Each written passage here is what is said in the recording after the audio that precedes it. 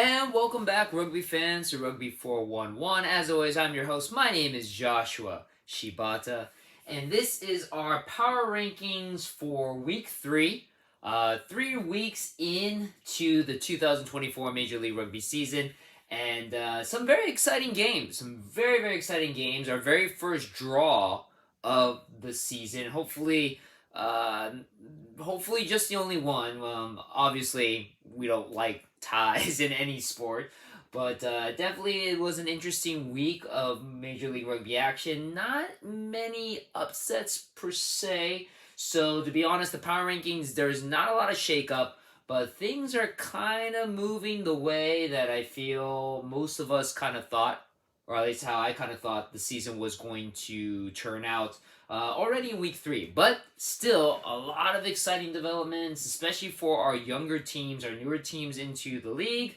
It'll be interesting to see of those three teams, which one will get their first win of the season and progress possibly out of the bottom four. But there definitely is some growth, so it'll be interesting to watch. Now, again, just preface: if you've never seen my power rankings before, does not have anything to do with standings, where they are in the conference or the table, how many wins or losses they have. It really is about what's going on the pitch right at this moment, who they're facing off against, what they've been doing lately. So again, you can have a team that started off really, really hot and are starting to slide down the rankings, even though they may have had enough wins to kind of stay in first place. They may not be making their way up. Plus, too, you might have teams that are already ranked very high on the standings right now, just because we've only played 3 games. But considering the teams they played against aren't exactly the best teams in the league, easy wins you per se does not mean they go up in the power rankings very high. So it really is about who you play on the pitch, what you've been doing lately, also too how you've been winning, if it's an impressive win at an away pitch, because home pitch advantage is a thing in Major League Rugby. If you're traveling across the country to play the game, definitely makes a difference if you're playing at home against a weaker ranked team. So without further ado, let's get straight to it. Not much has changed on the bottom. As I mentioned before, your 3 newer franchises have not yet won their first game, though that will change this next week of rugby action. But let's start talking about this last week that's happened. Your bottom team, the youngest team technically in the league, the Anthem Rugby Carolina.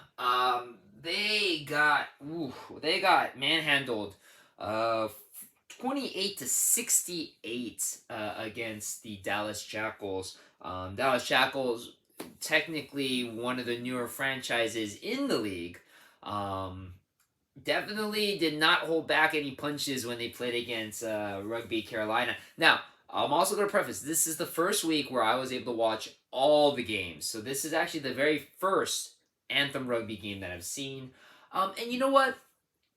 Again, very young team. The point of Anthem Rugby is to have a developmental team focused purposely on getting young American-born players or American-eligible players to have them get pro rugby experience at a pro level, starting on a team that, normally if they were on any other franchise, they would not get that starting position. The goal of this team is to develop the young players into capable international players to then become capped Eagles, to then play on the international level in the World Cup, which again, we're going to be hosting one in 2031.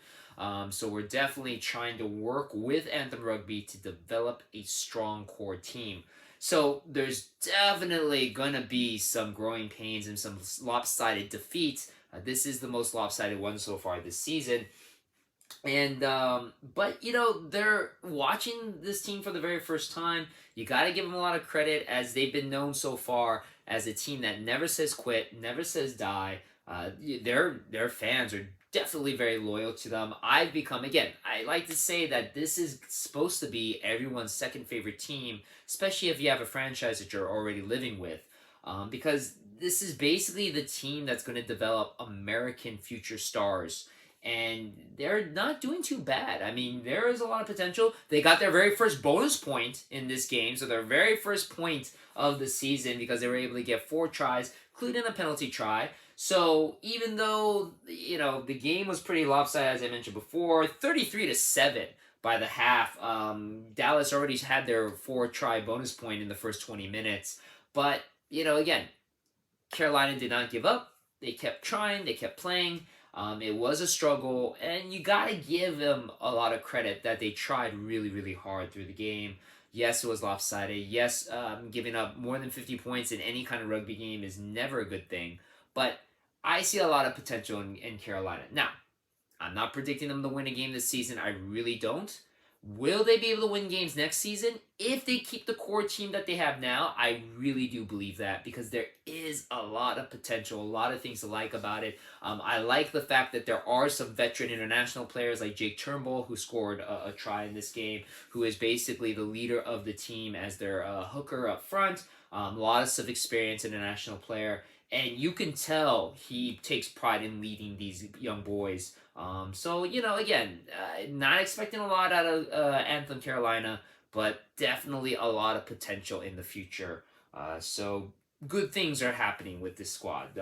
If you're a Carolina fan or if you're going to be using them as your second favorite team, I wouldn't worry too much. They're going to grow as the season progresses.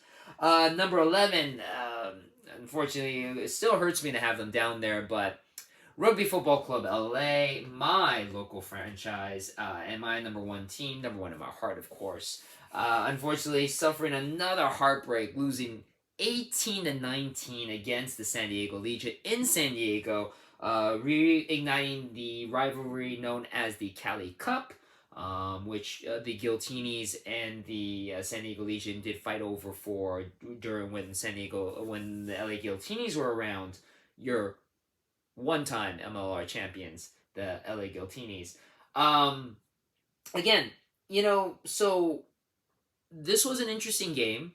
This is the first game out of the 3 that there was a lot of lineup change for RFC LA. A lot of the players that usually start on the bench were starting at the start of the game, and the starting players were starting on the bench. So possibly by design by Coach Steve Brett, about having some of his older veteran players kind of take a back seat in the beginning of the season just to kind of get them acclimated and coming forward.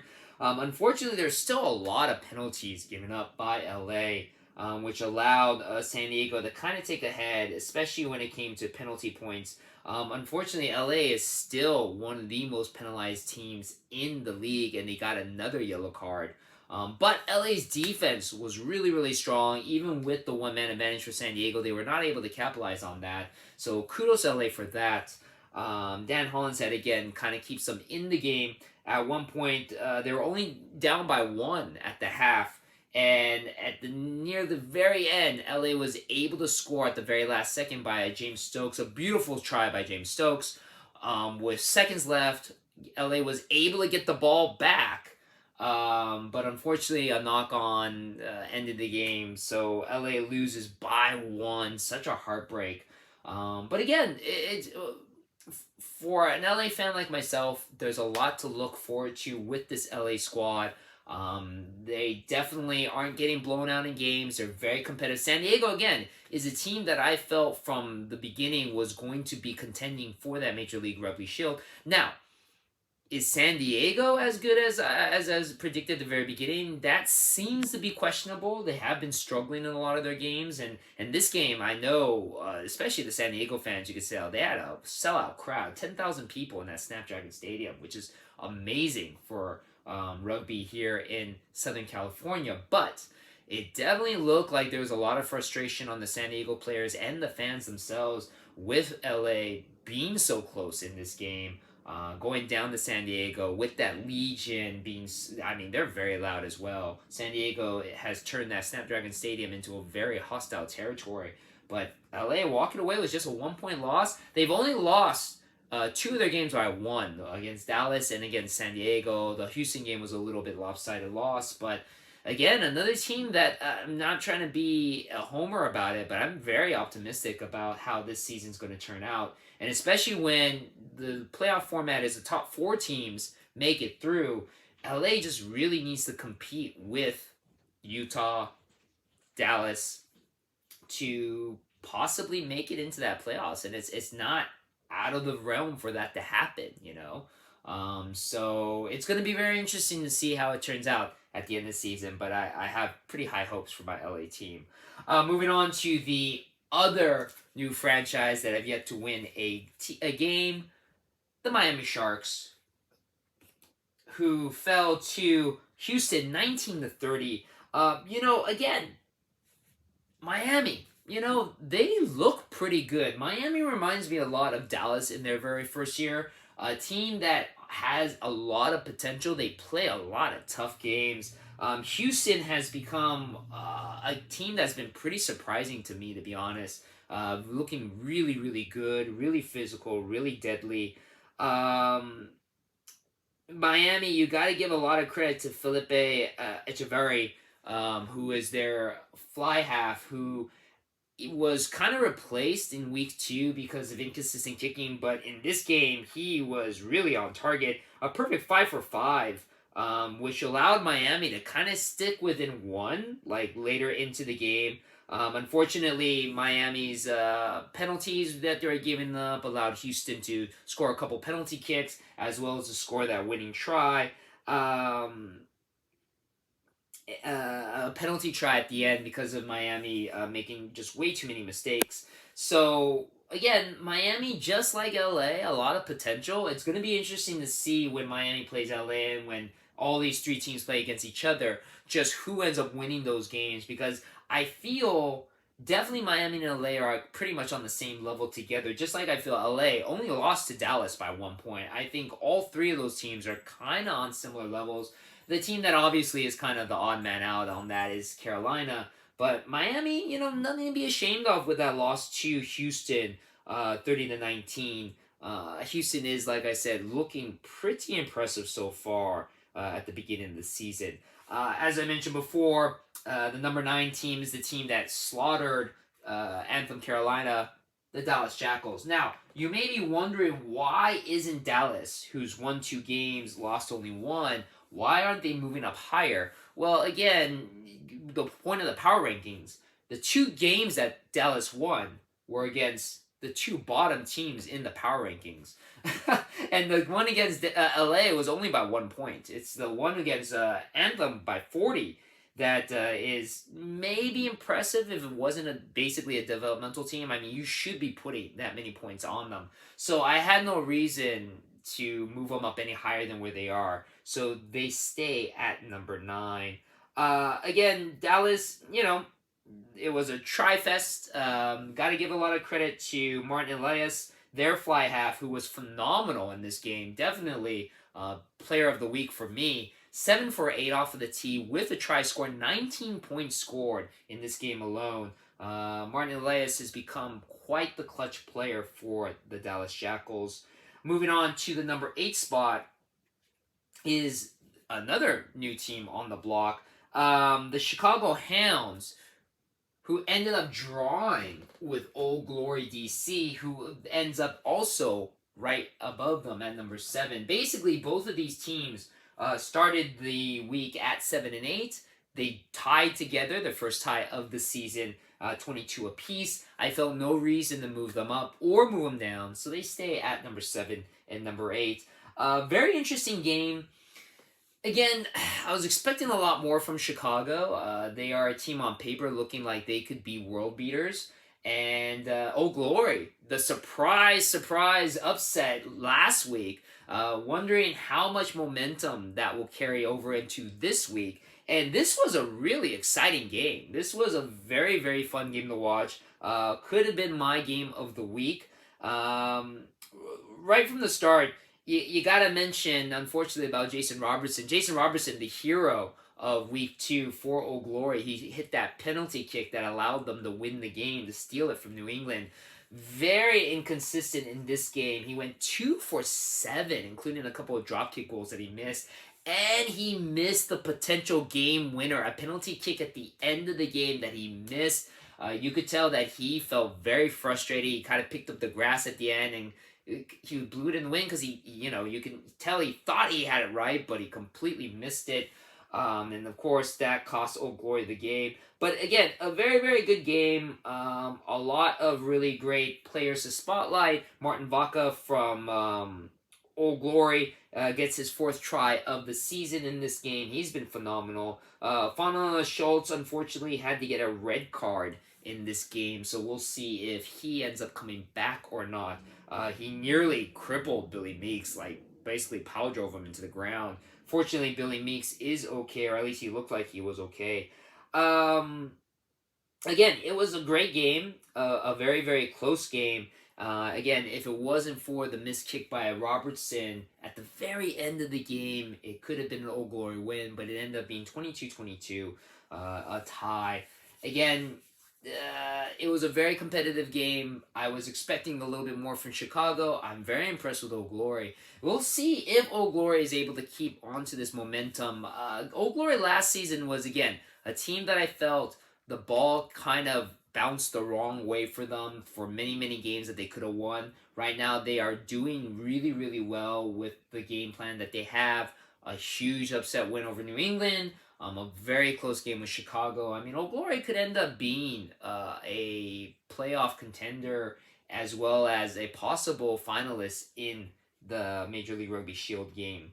Next up, NOLA Gold is number 6, losing to New England 27-21. NOLA, again, another team that was a kind of surprise start. A hot start of 2 wins and no losses. They did beat Old Glory in week 1. Didn't know if that was legit or not, and of course New England, your reigning defending MLR champions, would be a good test for them. NOLA ended up starting out early with a yellow card, but their very, really good defense allowed New England not to score. So NOLA using a lot of momentum from this. Plus, their first try that they scored was by Philemone, who did a great and a really impressive stealing of the ball from Jason Patros. Like, he literally pickpocketed it out of Patros' hand and scored the try.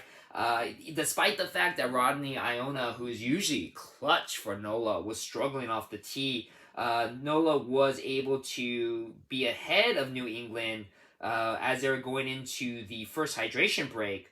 But then after that, it was all New England. NOLA was up 14-0, and then New England came back scoring 27 unanswered points, including a beautiful Jason Patros kick pass, as well as a couple of penalty kicks for him. So Jason Patros, who has had a very tough start to the season, ended up being clutch for New England. If it wasn't for Jordan Jackson Hope, who had a really great game for NOLA, scoring at the very last second, this game was actually much more lopsided than the score allowed it.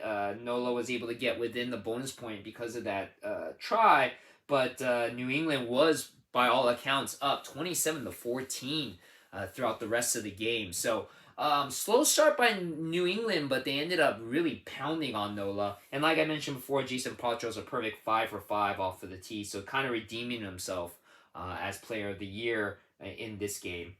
Number 5, losing to one of the best teams, if not the best team in the league, your Utah Warriors, losing to Seattle 13-23 at home in Zion Stadium.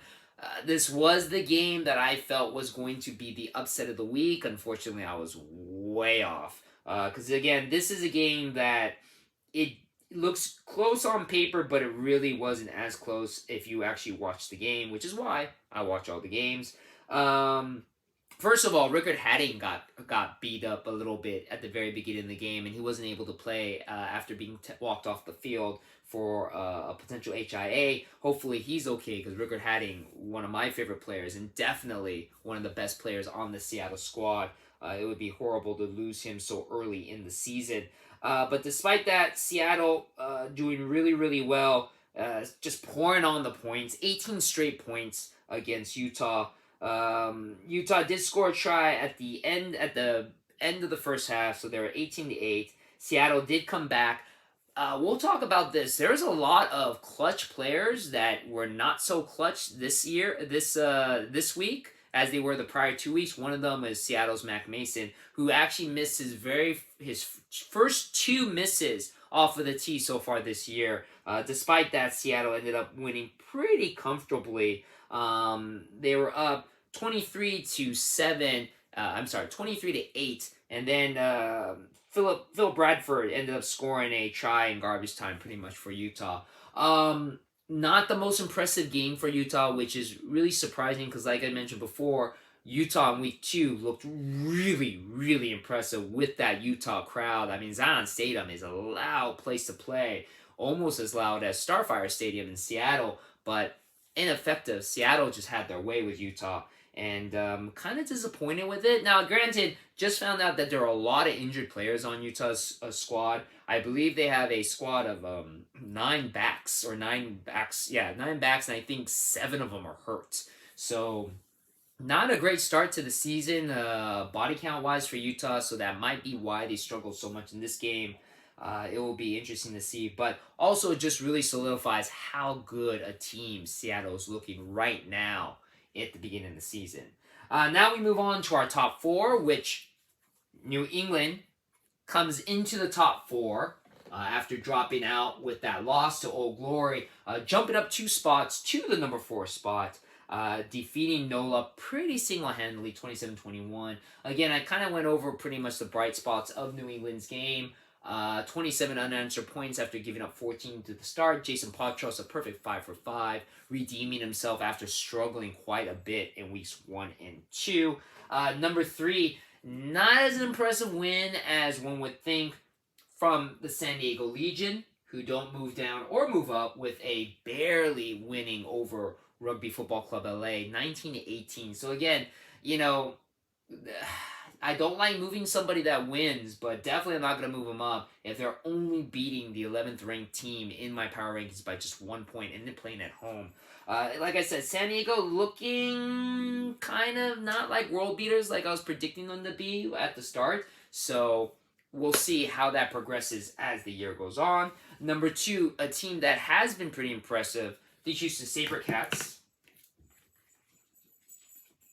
After an impressive win over Miami 30-19. And then, of course, your number 1 team right now so far in the power rankings, the Seattle Seawolves, your only two-time Major League Rugby champions, beating Utah 23-13. So, those are the power rankings. Like I mentioned before, it is starting to kind of meld a little bit to what I predicted. New England is back into the top 4. Western Conference is still pretty dominant. Eastern Conference does have the ability to have 2 teams that they can kind of beat up on in the lower rankings. It will be interesting to see which of these 3 gets their first win. One of them for sure will in this next week, because Miami does take on Anthem Carolina. I'm hoping that Rugby Football Club LA gets their first win, but we'll see. But for sure, one of these 2 teams will get their first win. Will that allow them to jump out of the bottom 4? Probably not. But that is our power rankings for week number 3.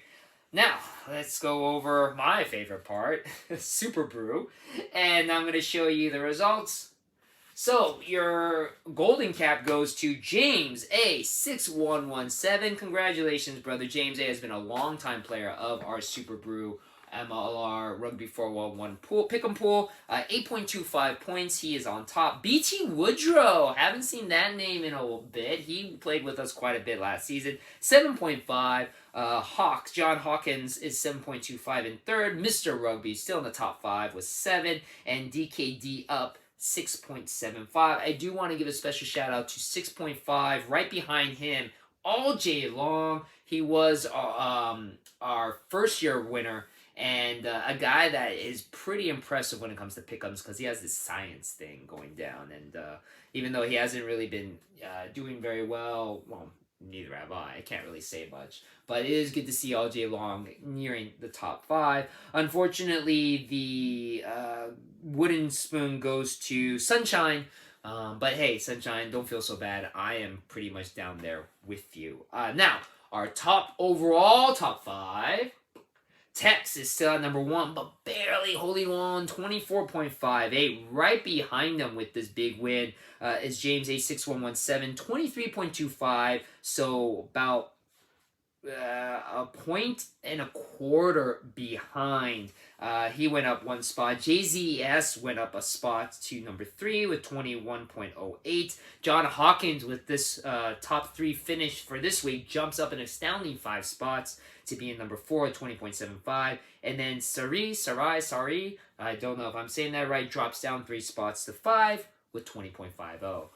In the bottom 5, Red Baron, 14.25. Wild Thing actually went up a spot, 12.75. I, unfortunately, am Dogmai. I dropped a spot, 12.58. Lady Juliet's 11.5. And Leon is down at the very bottom with 9. Hang in there, Leon. Don't feel so bad because I am not very far behind you. But that is our SuperBru again. Very happy with the results that we have. 30 players joined in our group. That is amazing. Keep picking those picks. And remember, there is a Friday game. So watch my next video. I will mention that there is a Friday game. So you got to make sure your picks are in a day earlier, or at least that Friday game pick, which is going to be a very good game between Houston and Seattle. So definitely don't want to miss out on points for that one. Again, thank you very much for joining. You could still join the SuperBru. Links will be in the comments below, in the description video below. Absolutely free. Join in. Granted, we're going into week 4, but you can still join in. There's still a possibility if you can get all the picks right from now until then to possibly win. And at the end, the top person with the top score at the end of the regular season wins a MLR t-shirt of the team of their choice, courtesy of yours truly. So definitely something to play for. And remember, week 10 is when I'll cut off from new players joining in, so you still have time to join in if you want to. Anyway, thank you very much for watching my video. I do appreciate the support. Let me know if your favorite team is in the rankings, if you like where I rank them, if you don't like where I rank them, if you think my rankings are complete BS, let me know. I don't mind. I like some constructive criticism. But I am liking how this is turning out. So anyway, thank you very much for watching my video, and I'll see you on the pitch.